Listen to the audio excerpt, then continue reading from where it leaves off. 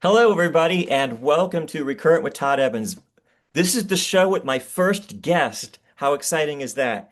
And what a great guest it is. Bicyclelegs from the show Bicyclelegs Talks Music. How you doing?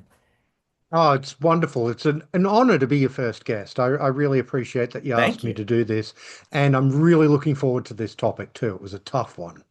Yeah. We'll talk about how difficult it was for me to choose this too.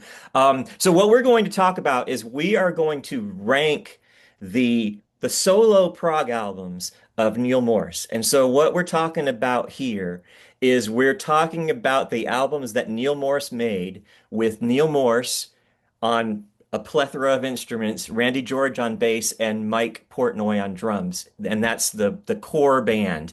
And then there's guests along the way.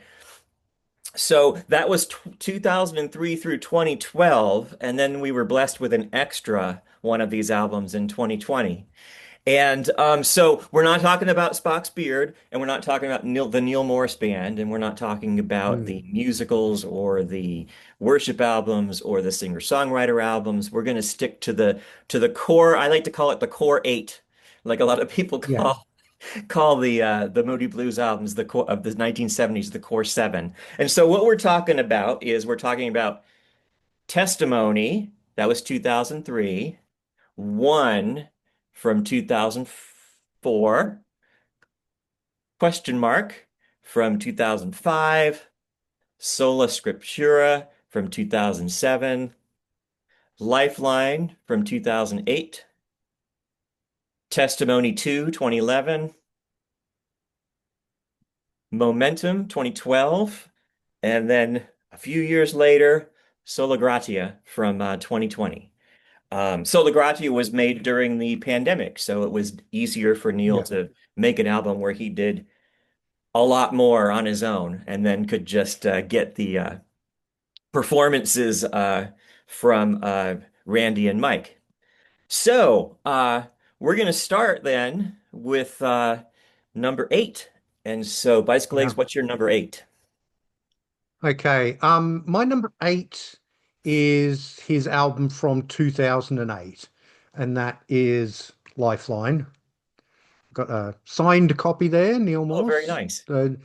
I bought a number of these back in the day from Neal Morse's website, and you could get them signed. And he's got a scripture there, John 3:17. Um, and I mean, this was an interesting album for him because, like all the albums that came before this, were concept albums. They all had an overarching theme. They told a story. This one doesn't. It's just a collection of songs. And it's a collection of really good songs. I don't want anybody to think that I don't like this album just because I have it at number eight. I love all of these albums. It was just a case of, different gradients of how much I like them. And for this one, I think it was a case of I really like the epics on this album. I think the title track Lifeline is brilliant. And So Many Roads. I mean, Neal Morse. Maybe I'm giving him this title, I don't know, Todd, but I think of him as king of the epics. He writes so many brilliant, 20, 30 minute long pieces. And, So Many Roads is one of them. It's nearly half an hour long. It's really, really good. Goes through all these different themes and yeah, and Lifeline is great too. It's sort of like 13 minutes long. Some of the shorter tracks on here let me down a little bit, though. I love Leviathan. I think Leviathan is absolutely just nuts. That musically, that song is completely nuts. It's almost sort of like jazz fusiony in places, and I love that about it. But The Way Home, God's Love, Children of the Chosen, and Fly High, they're nice songs, but they remind me a little more of his sort of singer-songwriter albums than they do of his prog albums. And so maybe that's why I mark this down just a little. But having said that, I still think this is a really, really good album. So, you know, for people who don't know this album, don't sleep on it. It's still a really good album. So check it out. But that's my number eight, Oh, Lifeline. okay. Well, I meant to say this before we started, but I would give the album that I'm going to reveal is my number eight, like an 8.5 out of 10. And then all of the Mm, others would be somewhere between 9 and 10. So yeah. when I say that the one in last place is in last place, I don't I don't mean that as a slight. But my number eight is also Lifeline, and I almost kind of didn't want to choose it for number eight because amongst the fan community, there are a lot of people who don't care for this album, and a lot of people who malign it just a little bit within the community, and it does not deserve that. The title track alone, I think, is worthy of it being somewhere other than last place, but you know what they say, something has to be last. So so that's why that's one of the reasons why I chose it as number eight. But I want to say that Lifeline is great. It's a very great track, 13 minutes, 13 and a half minutes long. But The Way Home, track number two, is one of my favorite Neal Morse albums. Neal Morse songs. Nobody ever talks about it. And I just think it's a great pop song. And Leviathan is crazy, and I absolutely love it. Um, is a perfect example of somebody thinking, finding out that somebody like Neal Morse is inspired by, you know, Christian content and thinking, oh, well, it's all going to be boring.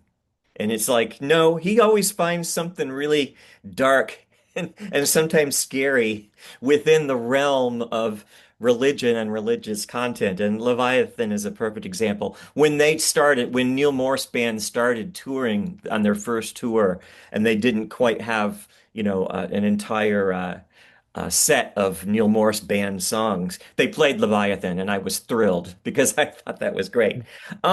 One of the reasons that I put this at number eight is I feel like there are two tracks in the middle that I feel like are more of his Bicyclelegs said, they're more of his singer-songwriter kind of songs. Children of the God's Love and Children of the Chosen. Those have always been lower tier uh, uh, Neil Morse songs for me. Um, and So Many Roads, I have to say, it's one of the longer epics. I think it's the second longest one at 28:43. I have always felt like So Many Roads thematically and lyrically was kind of like there are so many roads, lots of roads. Did I mention there are a lot of roads? He kind of repeats himself a lot during it. And I mean, that's really nitpicking, but with lyrics that are so good, and we're going to talk about some of those later. I feel like So Many Roads, like I said, something has to be on the bottom. And as far as the epics go, I think that one's on the bottom. But Fly High, I think, is great. Fly High is extremely uplifting and moving, and it I meant to mention too that every one of these albums, almost every, I think it's every one actually, has a guest on it, and that guest is usually a guitarist. And I was going to look up how to pronounce this, and I'm going to get it wrong. Maybe Bicyclelegs can correct me. But Paul Bielitowicz, is that close? Do you know who I'm talking Yeah, I about? think so. Yeah, he is the Bialowitz or something like that. yeah, Yeah. he's the guitarist in the Carl Palmer Legacy, and he's been a guest at Morse Fest, and he's a fantastic guitarist, and he's got his solo on Fly High is just nuts, and so Fly High is this like kind of typical Christian praise song, and but it's got this crazy, insane solo at the end, and so I really like Fly High. I had an opportunity to talk to Neil one on one. A friend of mine had a house concert, uh, and Neil was playing at this house concert at Rob's house. Hi, Rob, and I had a chance to talk to him, and I told him this is something that I'd always wanted to tell him. And I'd met him quite a few times at Morse Fest in the VIP line. And I said, it seems like the one song that you haven't played at Morse Fest that seems like it would be really great with the Morse Fest treatment, with the choir and the strings and the big production is Fly High. And I'm surprised that you haven't played it. And he was like, Fly High? Really? Okay. And I was just like, I can't believe Neil never thought that that would be great at Morse Fest, but he is so busy and he's always got so much on his plate and choosing all of the set lists. And I'm sure Mike helps him with choosing the set list. So it probably just never came up. But I've always thought Fly High was great. So I probably went on way too long about that. But Lifeline is my number eight. So what's your number seven? All right, my number seven is going to be the album before that from 2007, and that is Sola Scriptura. This is obviously a concept album. It's about Martin Luther and sort of the Protestant Reformation and that sort of thing. You know, the sort of corruption that he found in the Catholic Church at the time and all that sort of thing. I remember, Todd, when this album came out, the subject matter was a little bit controversial Yes. because, Martin Luther, not always a good guy, he was sort of virulently anti-Semitic. And that was a bit controversial. And I remember Neil at the time sort of having to not quite apologize for, but just sort of to explain why he wanted to do this topic.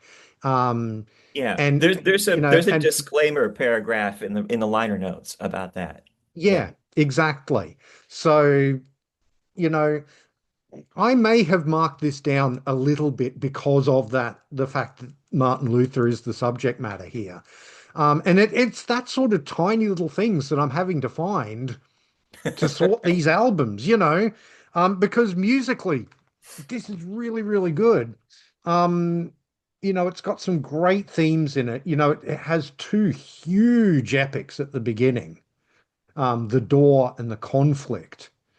Um, The Door is like 29 minutes long. The Conflict is what, 25 minutes long. Um, and Yeah. Then you get the little sort of short song, Heaven in My Heart, which is, that's a nice break from this sort of epicness of these first two tracks. These first two tracks, they're all split into parts. And on the vinyl, it's kind of each track is split over different parts of sides of vinyl and all that sort of thing Yeah. too. Um, but I still think it's way cool that the he's been putting these out on vinyl. So, um, Got a few more to and go. then the pardon? He's got a few more to go. Yes, he does. There's three that I can think of, Yeah. but yeah, and then the last section, the conclusion, is interesting, but I feel like he's kind of running out of lyrics for that last bit. And so he's doing some more instrumental stuff, and I love it when he does all the instrumental stuff too. But I love this album, but I feel like it peters out a little bit at the end, and the subject matter, yeah, I was a bit sort of thingy about him doing a concept album about Martin Luther, but musically, this can't be faulted. It's just prime Neal Morse. It's got all the bells and whistles that you hope for from a Neal Morse prog album. Yeah. But as you say, it's these tiny little gradients that are sorting these albums for me. So Yeah. yeah, that's my number seven is Sola Scriptura from 2007. Well, one of the things that I'll go ahead and mention it now because I'm going to talk about this album later, but one of the things that this album really has going for it is that he does something with the themes in that album in Sola Scriptura that he'll revisit later on in his career where he has a main theme and then he teases this really epic almost like a Broadway theme, like an overture theme. He'll tease it early in the album and then it'll be a part of the big finish. And you'll be like, oh, wow, that's that theme that I heard at the beginning that was so pretty. And haven't heard it for the whole album. And I just think that kind of stuff is brilliant. And it's interesting about the whole Martin Luther thing. Also at the time did a interview with a Catholic magazine, and he where he was talking about that about how he almost decided not to do it. because of the anti-Semitism. And it's funny, it's almost like Martin Luther starts out as this like corruption exposer and is doing all these righteous things, and it's almost kind of like he becomes a cranky old man in his in his latter years. And so I can imagine how Neil felt about maybe he was thinking, I'm just going to talk about the good stuff he did, and I think it was I'm glad he did it. I think it was worth doing. More on that album later. For my number seven, I'm going to pick Momentum. And this is the special edition here. There's no vinyl of this yet, so this is as good as it gets with Momentum. Interesting story about Momentum. He wasn't sure what he was going to, Neil wasn't sure what he was going to do next, and he looked at his calendar and he saw that he had about 3 weeks. I think it was 3 weeks. It was either 2 weeks or 3 weeks. And he phoned Mike Portnoy up and he said, "Can you come down here for about a week and a half, 2 weeks?" And Mike Portnoy was like, "Yeah, I don't have anything happening on in my schedule." And so they did this album pretty quickly. And again, this is an album that I really like a lot, and something has to be towards the bottom, and so this is my number seven. Great title track. It starts with Momentum, kind of part prog, part AOR kind of a song. Thoughts Part Five, which part of it was written by Randy George, and it goes along with the Thought series that was started by Spock's Beard, and then continued here, and then picked up again by Spock's Beard later. Um, but what I really want to talk about here is two songs that I think are really good. "Smoke and Mirrors," I think, is one of his best. Is one of his best slower songs, and "Freak," which I think lyrically and thematically is way, way, way up at the top. There have been times when I have thought that "Freak" was my favorite Neal Morse song. I put it in very high regard, and the message of this song is these people in this world wouldn't know Jesus if they saw him at the supermarket. They would dismiss him Mm. as some kind of, freak or a hippie, and just walk right past him. And so I really enjoy this particular song, and the presentation of that lyrical theme, I think, is really spectacular. And then there's "World Without End." I think this is the longest Neil epic at 33:39. Um, I like it better than So Many Roads, and So Many Roads is great, but I really think that this one is pretty spectacular. Let's see, who is the guest on this? Paul Gilbert from Mr. Big, and also let me get the book out. I don't want to get this wrong. It's not everybody from the Neil Morse band, but he was kind of putting together the Neil Morse band while he was doing this, and Yeah. so this particular album has Adson Sodre, who was a guitarist that was almost became part of the Neil Morse band, and then Bill Hewauer and Eric Gillette are on this album as guests. So that is my number seven, Momentum. Yeah. I'll talk about that a little bit later, but and I will definitely be bringing up one of the songs that you were highlighting there. So, my number six is going to be Testimony 2 from 2011.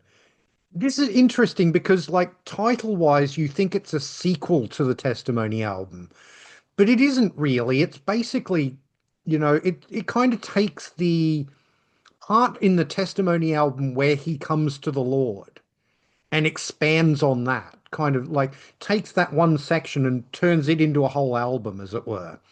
And I find that interesting, sort of like, let's put a microscope on like one part of my testimony, and let's go through that. And in particular, he talks about his daughter Jada, and her healing from a hole in the heart, because he doesn't really mention that in the like when he played Testimony live, the original Testimony, he would tell that story, but the song there wasn't a song for it in the original Testimony, and so he includes that here, and then he's talking about Spock's beard, and he gets some of the Spock's beard guys to sing on the song Time Changer, which I think is absolutely wonderful. So you get Nick and Alan and Dave all coming to do vocals on that, and it's got some of that sort of gentle gianty counterpoint and all that, which I always love. I'm a sucker for when he does that. Um, but yeah, it's really good. And that's like disc one, and then there's a second disc, but it's not part of the testimony. It's like almost like a bonus disc in a way, of additional songs. And again, it's got two shorter songs that, yeah, I like, but I don't love. And then it's got a big epic, Seeds of Gold, which I think is really, really good. But I think I would have liked those songs better if he'd put them in a context of an album on their own. Yeah. I think putting them with this is kind of wasting them in a way because they don't really fit in with the concept of the testimony to um, storyline. And the other thing, again, this is like the biggest nitpick in the world. But this is, again, it's these tiny little things that are sort of determining my ranking because I love all these albums so much. The main disc, the end of it, Crossing Over and Mercy Street Reprise, it fades out, and I don't like that. I Oh, think it should come to a full end. I love that. Oh, okay. I'm a believer that songs shouldn't fade out very often, but when they do, pick one where it's appropriate. And so, yeah, I was going to talk about that when I get to it. But yeah, Yeah. I'm not surprised that you say that. Most people don't like that. So, So, but this is still a really good album, and it's great to hear a bit more detail about his testimony, about, that particular because you feel like that would be the focus of the first testimony in a way would be, the actual coming to Jesus part. yeah. But that kind of in a way gets a bit glossed over in the first testimony because it's telling such an overarching story. Yeah, Um, yeah, in the first testimony, it's very insular. He's talking about his inner thoughts and mm, what he's thinking about. And he talks about the celebration with his new family at his church. But on testimony 2, he talks about Spock's beard, he talks about touring with the Eric Burdon band. He talks about all of these things that are happening in his life that yeah, are a little bit lighter, even though there are some parts of testimony 2 that are not light at all. But no, yeah. but yeah, terrific, terrific album though. It's still that's my number six. All right. Well, let's see. I'm so happy our lists are different. Um, my number 6 is Sola Gratia from 2020. It is Sola Scriptura translates to only scripture, and this translates to only grace. And this album was made during the pandemic, so it was made during 2020. And Neil did all his parts in the I've got the vinyl here too. I think mine has a signature on it. Yeah. If anybody ever came over to Nice. my house and didn't know who Neil Morse was, they'd be like, "Who's Neil Morse? And why has he written his name over all your stuff?" Um, the Apostle Paul, who starts out as Saul, and Saul is this guy who really he doesn't believe that Jesus is anything special, and he doesn't like him. As a matter of fact, he hates him. And so, and then what happens later is that he loses his sight, and his sight is restored, and from then on, he's a believer. But I wanted to say too, I didn't mention this at the beginning that I am not a biblical scholar. So if I talk about any of these religious themes, I don't come to it from an expert place. So please be kind in the comments if I get something wrong. I'm doing my best. I think that one of the things that makes these albums so great is that they are very accessible to people who are not Christian because you can think of them very easily as stories. A lot of people think these are the Yeah, best stories. And so this is a particularly good story. And it's a great thing. The great one of the great things about this album is that this happens in a lot of these albums too, where there's some dark stuff there. Like he's able to take this part about how Saul really didn't like Jesus and would lock up people who were believers. So you get these really dark parts where there's some things that are not typical in praise music or in Christian music, and so that's really cool. But one of the things that I love about this album the most, but I should mention before I get too much further, is the guest on this is Eric Gillette. Eric Gillette has some solos on here. Eric Gillette of the Neal Morse Band. But my favorite song on this album is Seemingly Sincere. And I think it's about 10 minutes long. That doesn't have the times listed here, but it starts with like a techno sequenced synth pattern, and it's really creative. It's not very typical of a Neil Morse song, and I think it's great. And you get a really good finale with the glory of the Lord. Now I can see in the Great Commission. You know, very inspiring finale that you come to expect from a Neil Morse album. So that's my number six, Sola Gratia. Yeah, I was very happy to have it because the other album that starts with Sola is a big favorite of mine, which you'll find out later. yeah, yeah. No, fair enough. I'll talk a little more about that one a little later too, Okay. because but my number five is Momentum. Again, this is like Lifeline. This one's not a overarching concept. So it's got some shorter songs, and then it's got, the big epic World Without End, which I agree is an absolutely wonderful um, epic. Thoughts Part 5. I love how it starts off with like a little quote from the first Thoughts song, Yeah. and then a little quote from the second Thoughts song. You know, um, that just I find little details like that absolutely wonderful. And then of course, like all of the Thought songs, it's got that wonderful Gentle Giant counterpoint, multi-meshing vocals. And that, as I said, that gets me every time he does it. Love, love, love that. But the song Freak, um, I echo a lot of what you said about that song. But I'm going to add one little thing, and this is maybe totally personal thing for me. Neil may not have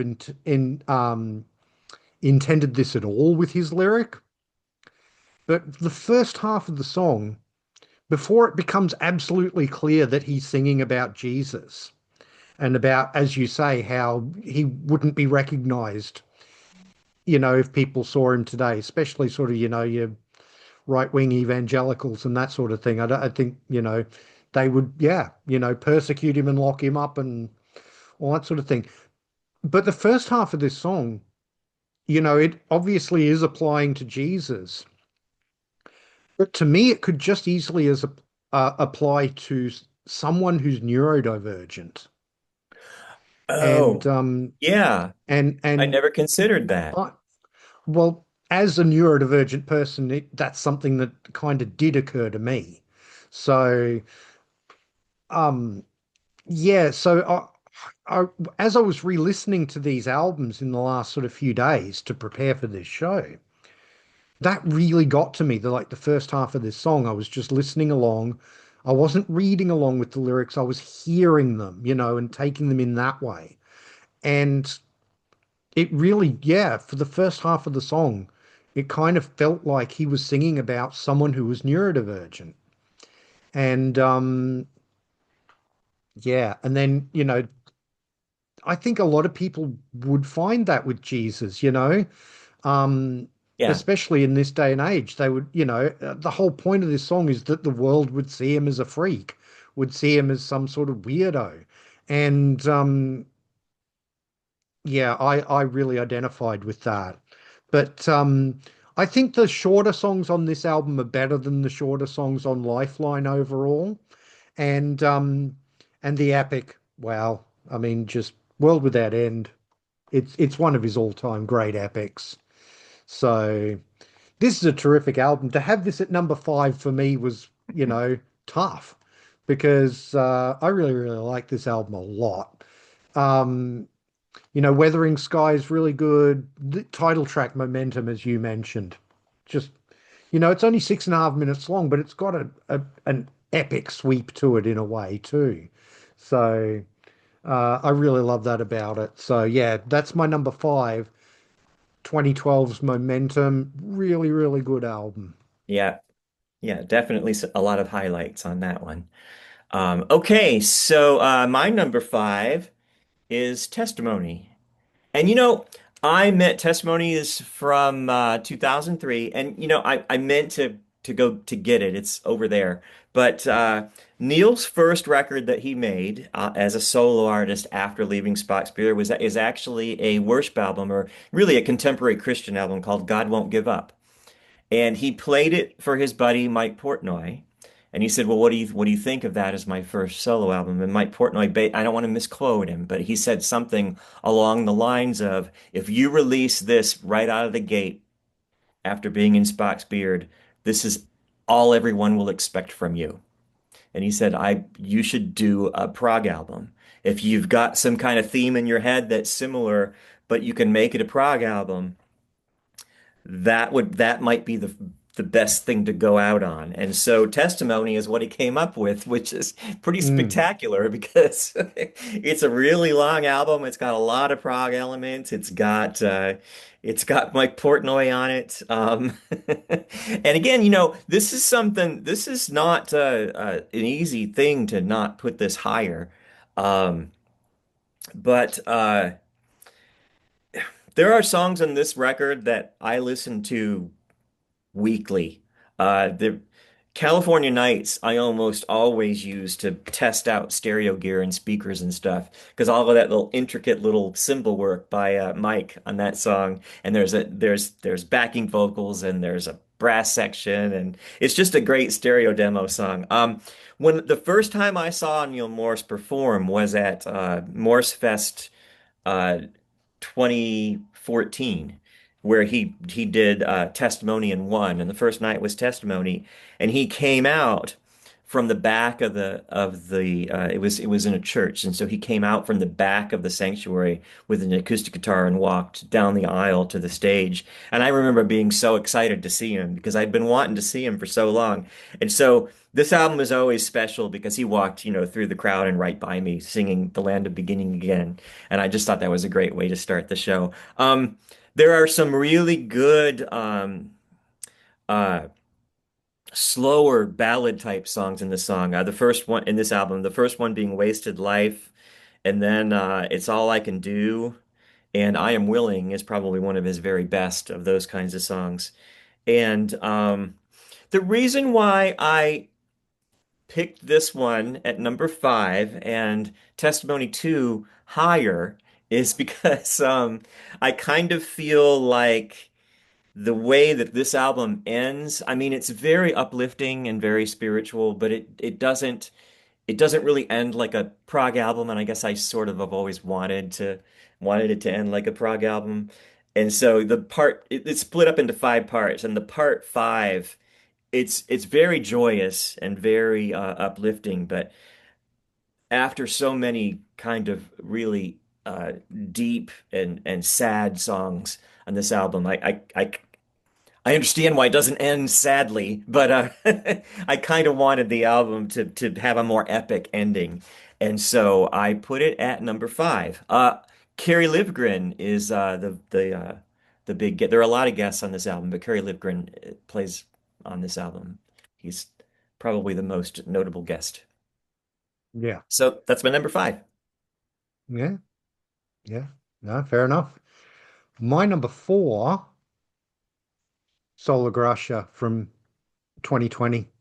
I really like this album. I was actually listening to this morning, earlier this morning, just before we started recording, just because I wasn't quite sure exactly where it needed to go in the ranking, and I had it in a certain place.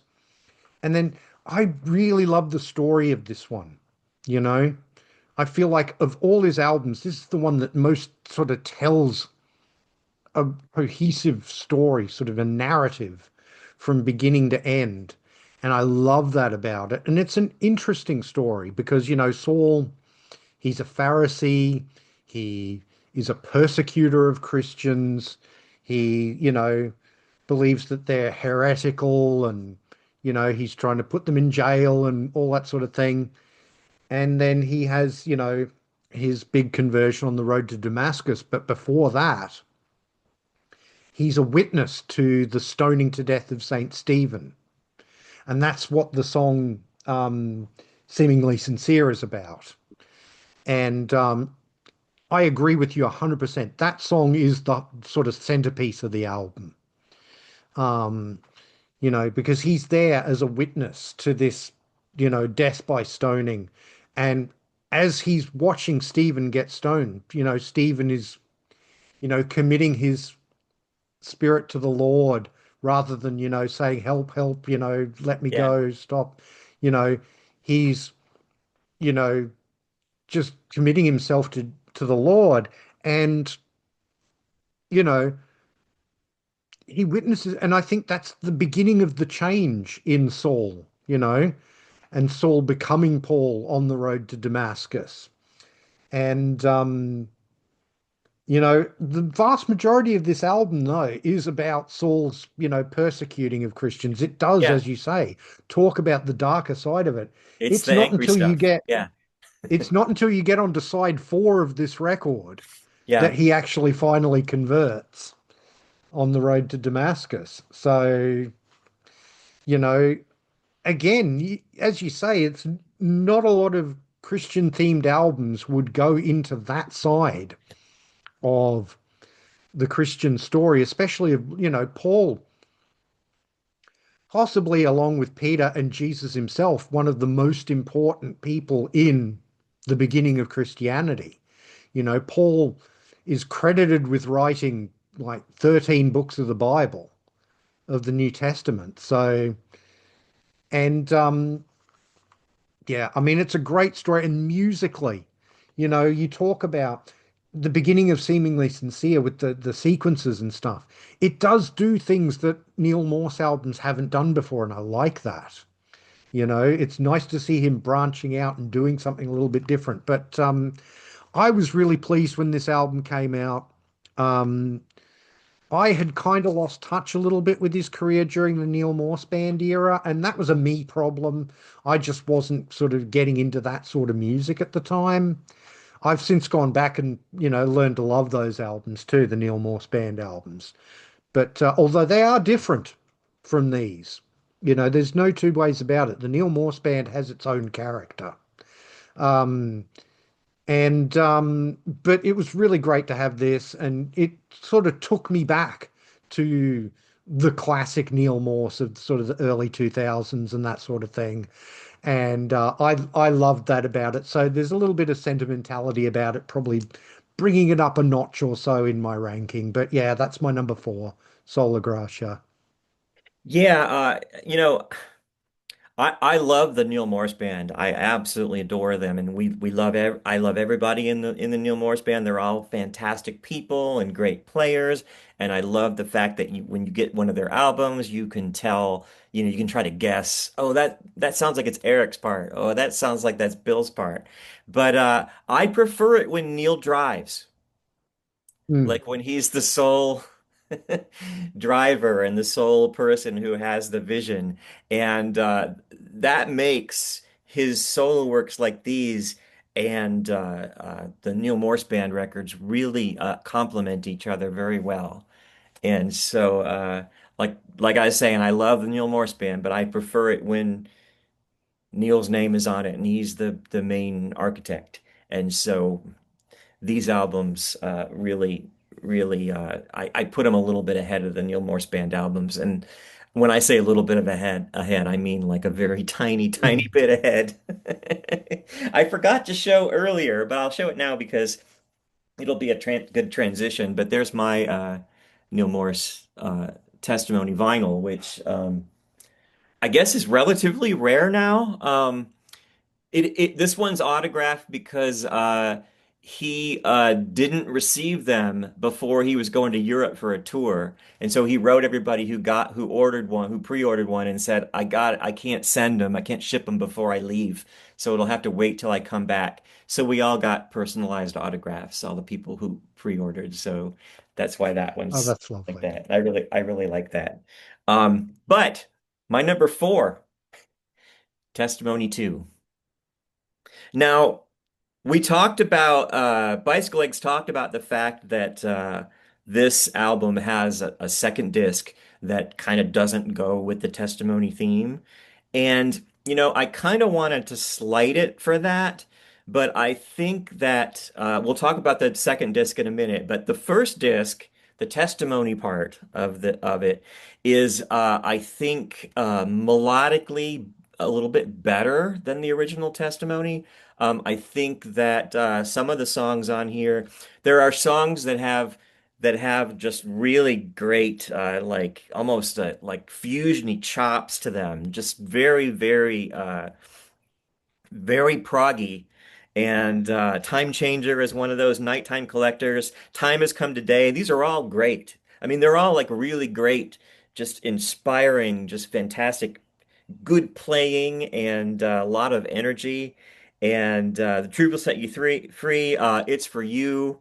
It's for you is really spectacular. But like I was saying before, he talks about being in the Eric Burdon band. He talks about Spock's beard and having doubts about Spock's beard being successful. And really, it's everything that he's talking about that he's going through. And so it's very revealing. And if you read the book testimony, a lot of that is in here. And well, I guess you could say a lot of this is in there.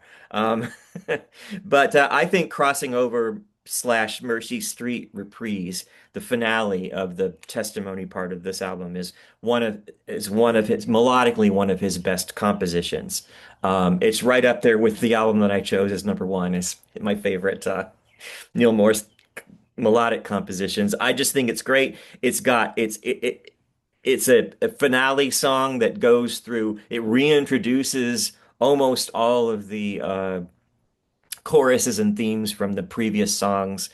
He does something that, and he does this to really good effect on Solo Scriptura, but he'll have like an epic song, or on this particular album, it's just like pretty much the whole album, and there'll be like pop songs dropped inside of it, and he'll when he gets to the big finale, when he's singing like the main theme, one of the songs that you wouldn't think would fit will be like going along with it, or like underneath it, or at the same time, and you think, I never thought that he would be able to put those together.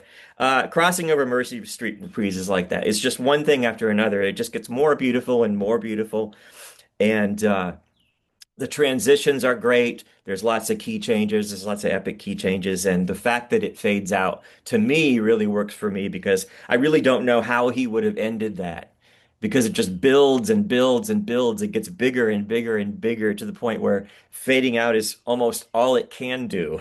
Um, that appreciating Crossing Over Mercy Street Reprise, it was something that came later. I didn't have my breakthrough with that track until, what is this, 2011? It was probably 7 or 8 years later when I revisited that and realized how good that was. So now on to disc two. Absolute Beginner and Supernatural, two pop songs. They're pretty good. Um, but Seeds of Gold. I've often said that Seeds of Gold is my favorite Neal Morse song. I don't know if that's necessarily the case, but it's way up there. It's either number one, number two, or number three, depending on the day. I think it's his best. I think the main theme in Seeds of Gold is his best main theme. Um, I think that it has.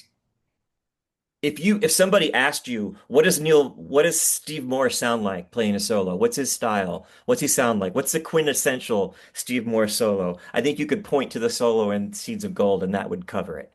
One of my favorite guitar solos of all time. It starts out great and just gets better and better and better until your mind is blown. And I just absolutely love the solo. And the finale of this song is great. I just think Seeds of Gold is spectacular. It's interesting that it's kind of like the orphan track on this second Testimony album, like you were saying. But I almost kind of want to fault the album for having, a kind of disjointed theme where it's got this one piece that goes together and then it's got these three songs that don't go with it at all. But Seeds of Gold is so good that I'm not going to do that. So that's Yeah. my number four. Yeah. That's my No, two. fair enough. It's a great album, and as I say, the things I had to say against that album were just the tiniest little nitpicks that I Yeah, just like had you to, have to think of something. Yeah. exactly. And speaking of which, the distance between my number three and my number two is sort of the thickness of a slice of paper. That's how, it was really, I was going back and forth between which is going to be number three, which is going to be number two. I'm not In just the end, saying my this, number, but that's exactly what happened to me. Yeah. yeah, in the end, my number three is One from 2004. Um, you know, interesting concept about the sort of, separation between man and God. And, it kind of tells a story from um, the beginning, from, sort of the Garden of Eden through to, the cross and the resurrection. And, there's just, again, you've got these great epics on this album. The song The Creation is 18 and a half minutes long. It's really, really good. The Man's Gone is this short song, but it'll keep cropping up, you know. It's kind of this recurring theme throughout the rest of the album. The man's gone to make his way alone, the idea that, he's off on his own and all that sort of thing. The Separated Man is another big epic, which is really great. You talk about his ballads, Todd. Probably my favorite ballad on these 8 albums is Cradle to the Grave. That song is just so touching. Um, and it's a duet between Neal and Phil Keaggy. And you know, it's just beautiful. You know, even though I'm not a religious person in this day and age, that song still, brings me almost to the verge of tears. It's Yeah. just so beautiful. At Morse Fest, when he performs it with his son Will, who's a tenor, and Yeah, there are not any dry eyes in the house.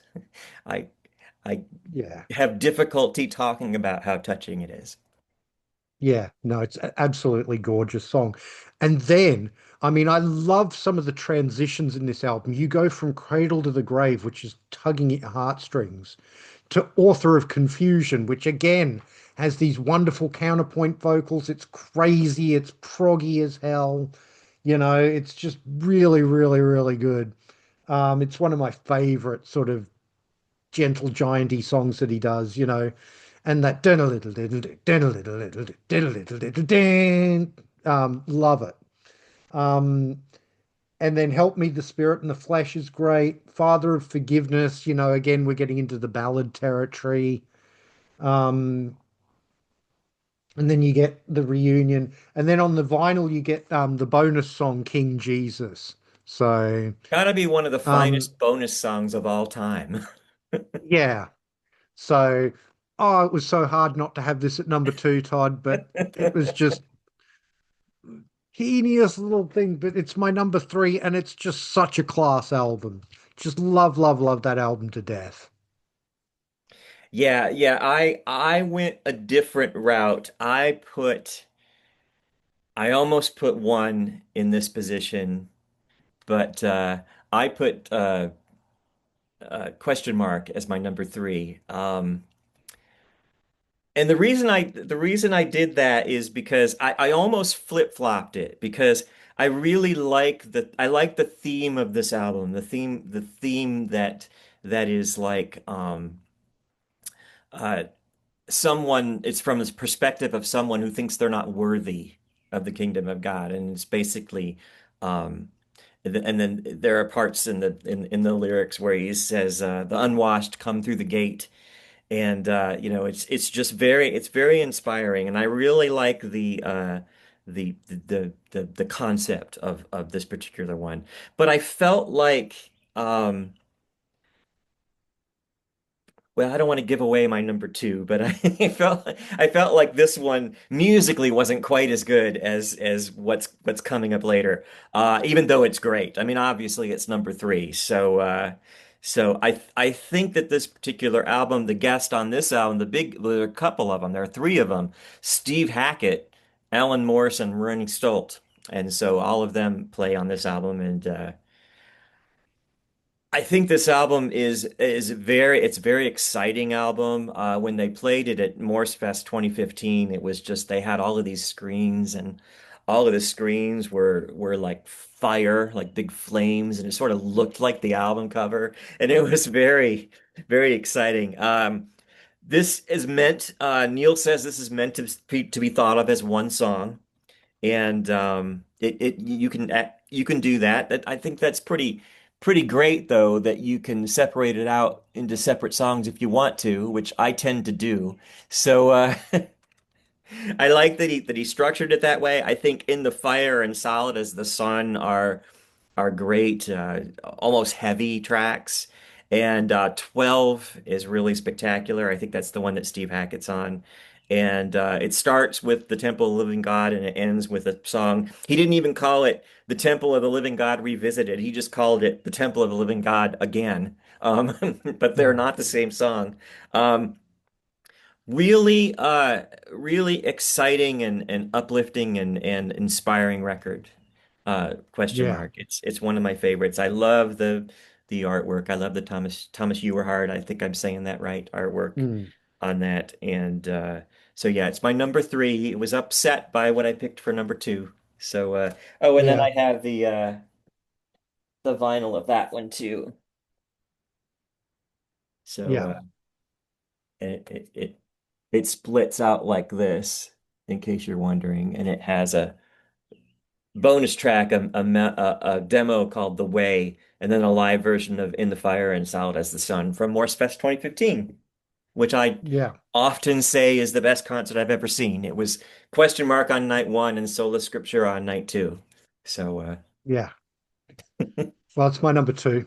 okay. So, um, it was so hard splitting one and question mark. Yeah. I remember I was in the Neal Morse, message board world around this time, and I remember him teasing out, what he was going to do with this album because he was apparently somebody from his church came up to him and said, "You should do an album about the tabernacle, and you should keep it secret."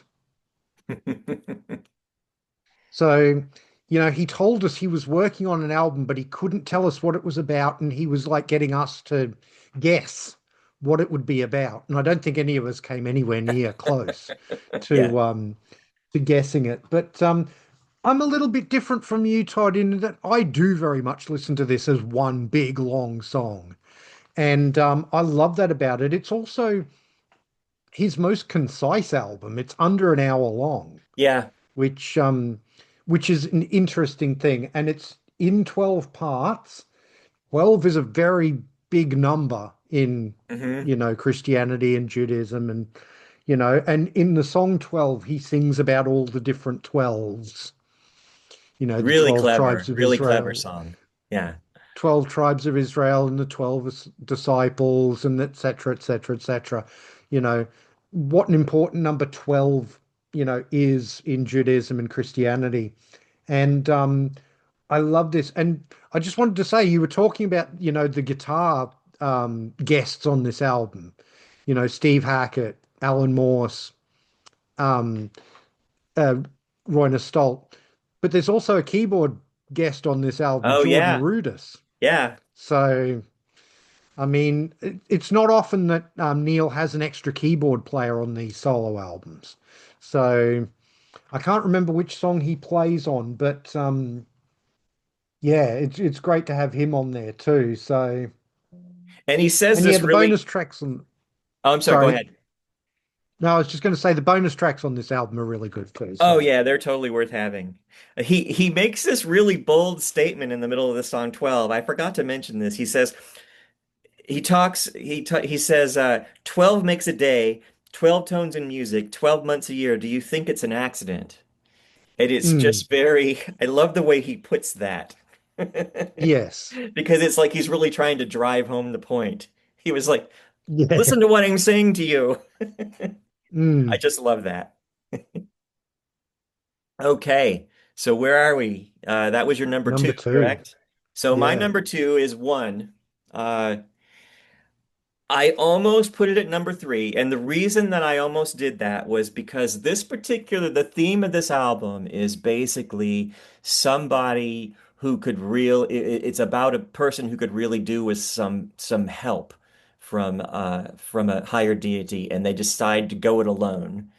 And so Mm. it kind of, and then at obviously he has a change of heart, but it sort of implies that if you go it alone, you're gonna have a less meaningful life, and I kind of don't particularly care for that, but I know what he's saying, and I get it, and I don't have a problem with it. It's just that.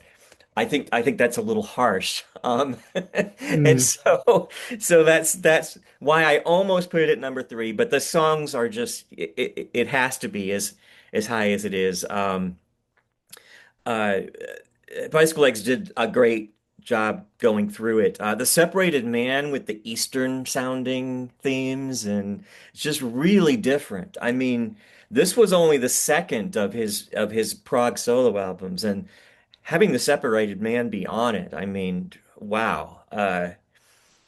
Cradle to the Grave is beautiful. Help Me, the Spirit and the Flesh was probably my first favorite song from this album. For some reason, I gravitated towards that one first. And Reunion, I think, is the big joyous celebration ending like he did on Testimony. I just think done a little bit better. And King Jesus, which I already mentioned, which I think is one of the best bonus tracks of all time. I put it on the album. I just stick it at the end Mm. in my head because I feel like it belongs.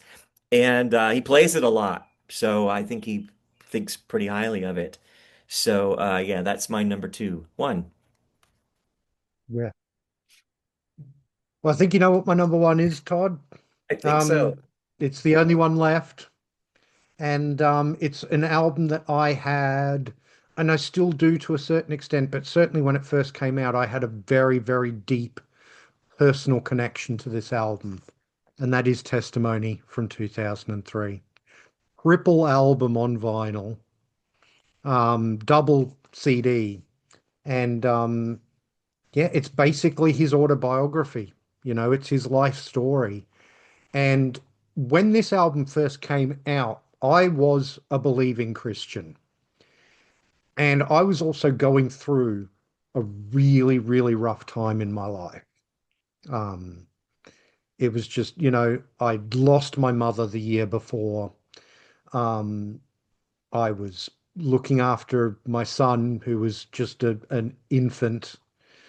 Uh, his mother was very, very sick and couldn't look after him. She was sick for like the first 2 years of his life. And so I was sort of almost raising him as a single parent. And, you know, I lost my mother. I lost my niece around that time too. You know, 2002 was a really, really bad year for me. And then 2003, this comes out. And, you know, the hard times that he goes through in the first half of this album, oh boy, could I identify with those, you know? In Yeah. particular, we did a show over on Cretan Classics recently where we picked our favorite songs from 2003. And I picked a song off this album, obviously, because I love this album to death. The song I picked was It's All I Can Do, because in 2003, that's how I felt, you know? It's all I can do to get up in the morning and get through another day. It's all I can do to go off to work and not hurt anyone today. You know, that song spoke to me so much. And especially, you know, in the middle of it, he cries out to God, you know, my God, why have you forsaken me? You know, um, all this sort of thing. It really, really spoke to me. Um, you know, Somber Days, similarly.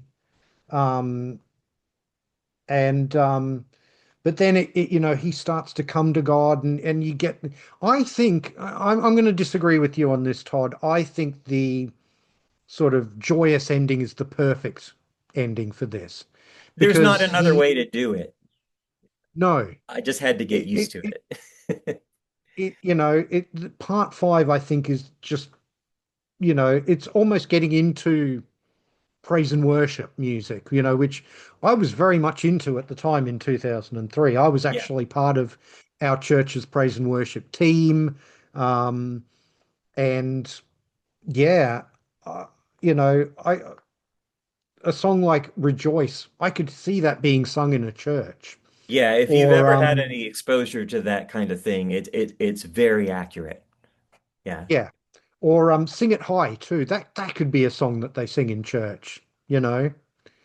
Um, especially the chorus of that song. But and then it beginning, I love how it's bookended.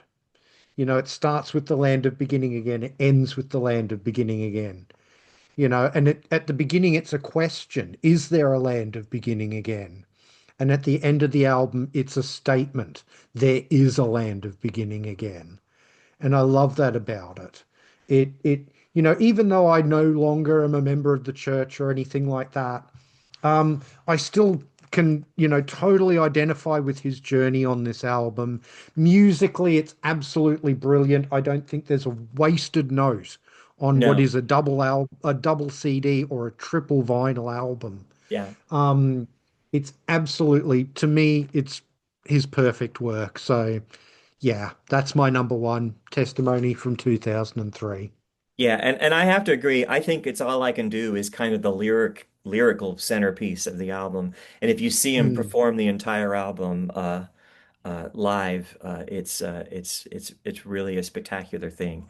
Um, and another thing that they do when he performs this, he's performed it in its entirety at two different Morse Fests, is they do the first disc, they do the first half of the album dressed in black. And then they have an yeah, intermission, and then they do the rest of it dressed in white. And so it's very moving. yeah, That was the yeah. first, yeah, I think they did that on the original tour too. I'm pretty I've got sure the they did. DVD Yeah. of it. Yeah. So And I took my wife to Morse 2014. She knew almost nothing about him. And we got about halfway through uh, uh, testimony, and she leaned over to me and she said, "Did he really write all of this music?" And I was like, "Yeah, he did." yeah, and And then she was hooked. I'll just quickly say too, one of the guests that isn't very well known on this album is a guy called Rick Altizer. Yes. And if you ever get the chance to listen in particular to his first album, which is called Blue Plate Special, Oh, those have been it is, his that album has been on my list to listen to forever, and yeah, I haven't got to it's it yet. it's produced by a young lad by the name of Adrian Belew, Oh, that and guy. yeah, that guy. And it's just wonderful, sort of power pop meets new wave meets, Beatlesque pop. It's just wonderful. It's definitely an album well worth checking out. Yeah, definitely. I will definitely do that. Okay. So my number one, by process of elimination, Sola Mm, Scriptura. It's been my favorite for a very long time. I think that these are Neal's most beautiful themes. Melodic themes. The main theme and then the little theme that he teases that it's once near the beginning of the album and then it's in the big finish when he says, "Come out of her, my people." Yeah, it's. I always say that he would just absolutely bury Andrew Lloyd Webber in a competition for that kind of music. I just think that he's a very, very gifted composer. And this was the album that really sold that for me. A couple of different things happening thematically in this album. It's mostly about Martin Luther uncovering corruption, and he sees these things happening. He sees that I don't know whether they called them the church elders back then, but the people who were who are the leaders, they're hoarding all the clean water, and he sees them behaving in these really hypocritical ways. And there are just some great lines in the song "The Door" where he says, "How can I keep silent when I know the truth?" And of course, which we'll talk about in a minute. We'll talk about "Heaven in My Heart" in a minute, where he says, "I can do no other," which is something that Martin Luther said. But also, my favorite lyric in the whole album, one of them is, "I ask myself this one question: What would Jesus do?" And I just absolutely love that because "What would Jesus do?" is kind of like a catchphrase amongst American Christians, and the way he says it is, I mean, he's really it's like the ultimate place for that particular phrase to be really poignant, and I just absolutely love how he does that. Mm. But there's that so there's that discussion of Martin Luther in the song "Heaven in My Heart." He explained at one of the Morse Fests that "Heaven in My Heart" was not going to be on the album, and he was thinking about it, and he was like, you know what? I'm kind of burying the lead here. He said, I'm not really talking about the fact that what was going on inside Martin Luther's heart, and he was basically thinking that, well, they're going to murder me, or I'm going to be in some serious trouble. But at least when I die, I will die with heaven in my heart. And so that always made the song more poignant to me. But he also talks later in the album. Well, he actually kind of talks about this throughout the whole album, but mainly in the conclusion, he talks about the harlot or the whore of Babylon. And I looked this up today so I wouldn't get it wrong. In the book of Revelation, the whore of Babylon is a symbolic figure representing an apostate religious system, a corrupt world power, or a false global church that misleads the nations. And then he also talks about the 1260 days, which represent the literal or symbolic 3.5 period of intense tribulation during the end times. And so he kind of puts all this together. And in a way that is very intriguing. It took me a really long time to figure it out, and a lot of Googling and a lot of reading and trying to figure out, well, why is he talking about these three things that don't seem like they go together, but they actually kind of do. And so to say that it's just a record about Martin Luther, it's kind of a little more than that. It kind of talks about some other themes. Paul Gilbert, one of the big things that when they played this at Morse Fest 2015 is how is Eric Gillette going to do on the Paul Gilbert solo and the door? And of course, he nailed it, and it was spectacular. And if anybody has the DVD or the Blu-ray of Morse Fest 2015 when Eric's playing that solo, you might see me with my jaw dropping, looking up at him because he played it right in front of me.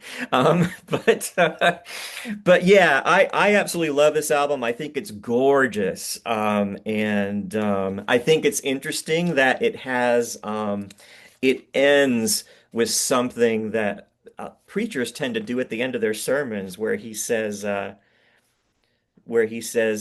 God could change the world with just one willing soul. Maybe it's you he's looking for. It's kind of like it almost kind of closes like you've been in church. And I Yeah. really like that about it. And yeah, this ends with a in the booklet. There's a couple of paragraphs, and I think this is really interesting. He talks about how um, that basically he Luther thought that the church needed reforming, and he kind of goes on Mm. to say that this is an ongoing thing, and that maybe Yeah. that we should all be working on we should still be working on reforming the church. And he says, "Remember, the latter house shall be greater than the former." And so I think that really gives you a. I've had to correct a couple of the people in uh, on forums about prog rock and about Neal Morse, who just assume that he's this conservative guy who politically conservative. And I've always had to say, oh no, you need to listen to those albums closer, and you need to read some interviews with him and read the liner notes to this. It's Mm, not that at all. He's a pretty progressive thinker. yeah. And so, Yeah, but I'd never really thought about the end of that album almost being like an altar call at yeah, the end of a yeah. sermon. It's like, yeah, that's an interesting point. I might have to go back and re-listen to that album and think about it in those terms. It might have But been me being exposed to Baptist church services. yeah, So I'm a Catholic, but I've been to enough funerals and things like that in the Southern mm, Baptist Church, and so that's the first thing I thought of when I saw that. So there you go. That's our lists were different, and I'm really excited about that. I think that's really yeah, fantastic. I wish we didn't. People, please. We both picked this last. This is a really good album. it If you have is. all of Neal's albums and you don't have this one, definitely pick that up. Momentum too. Yeah, Great, great stuff. Like I said, yeah, Lifeline's an 8.5 and everything else is a 9 and above. yeah. Thank you so much to Bicycle Legs for being my first guest. I'm really glad that my first guest was you, and I'm glad we talked about this because it means Well, this music means a lot to me. And well, make thank you. It's been sure both a I know that everybody has subscribed to Bicycle Legs Talks music, but if you're not, make sure you do that. no, thank you, Todd. It's been a pleasure and an honor to be your first guest, and wonderful to talk about this. And I'm sure we'll have plenty more to talk about. In fact, you'll be out on my channel very shortly. I've got Yes. a show we already recorded, Yep. where we picked our favorite song from each Devo album. So completely different genre of music, but that'll be coming out this Saturday as we record this. So yeah, Well, thanks for being my first guest, and thanks everybody for watching, and we'll see you on the next one.